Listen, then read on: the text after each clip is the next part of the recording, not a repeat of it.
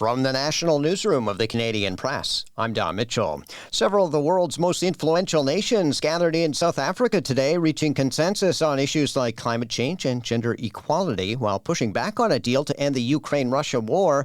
Prime Minister Mark Carney also took part in an event at the G20 between the European Union and Vietnam, which is chairing a trade bloc of Pacific Rim countries, including Canada, who believe in rules-based trade.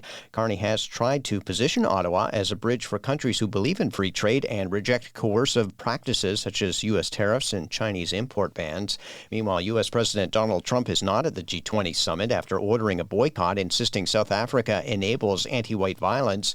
Trump's administration facing pushback from several leaders at the summit over a proposed peace deal, which has been widely seen as favoring Moscow. However, after setting a Thanksgiving deadline, the president did say today it's not a final offer. Here's ABC News foreign correspondent Marcus Moore on what concerns Canada and European leaders have with the deal. They are really concerned about the idea that Ukraine would cede any of that territory in the Donbass. And this not only includes parts of the country that Russia is currently occupying, but crucially areas where the Russian troops are not. And it's an area that Ukraine still has control of. The proposal also calls for Ukraine to reduce the size of its army and not to join the NATO allies. Hospital staff in Alberta are back to work today after the union representing 16,000 workers says it's reached a tentative agreement with Alberta's health authority. Alberta Union of Provincial Employees President Sandro Azakar says the deal may not include 100% of what her members are asking for, but it does set a new standard in healthcare and more broadly in the labor movement. Azakar said union members, a majority of whom are licensed practical nurses and healthcare aides, will meet at a town hall on Tuesday to hear details of the offer.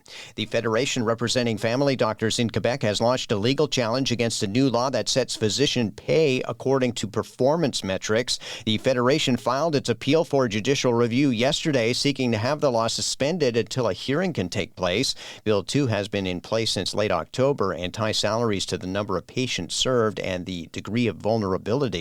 The Federation insists the law has already had catastrophic impacts, prompting some to leave Quebec and take early retirement or even turn to the private sector. And authorities say they've arrested another Canadian linked to an intercontinental drug smuggling ring allegedly operated by Canadian Olympic snowboarder turned fugitive Ryan Wedding. The FBI says Rashid Pascoua Hossein was captured days after it was announced 7 other Canadians had been charged for extradition to the United States over their connection to the ring. The Bureau says a federal arrest warrant was issued for Hossein last month after he was charged with multiple trafficking offenses. Wedding is on the FBI's most wanted list, and he's still outstanding, with officials believing he's on the run in Mexico. This is the Canadian Press. In sports, tournament favorites Rachel Homan and Carrie Anerson opened with lopsided wins today in the first draw of the 2025 Montana's Canadian Curling Trials. Ottawa's Homan, the 2-time reigning Canadian and world women's champion, had a 16-5 win over Kate Cameron of Manitoba. Meanwhile, Anerson opened with steals of 2 in the first end and 4 in the second in a 12-5 win over local favorite Christina Black. The opening men's draw is scheduled for tonight. The winners represent Canada at the 2026 Winter Olympics in Milan and Cortina, Italy. 12 games in the NHL today with 5 Canadian teams on the ice. Feature matchups include a battle of struggling NHL arch rivals with the Montreal Canadiens hosting the Toronto Maple Leafs. The Canadiens have lost 5 straight and the Leafs have lost 6 of their last 7 games.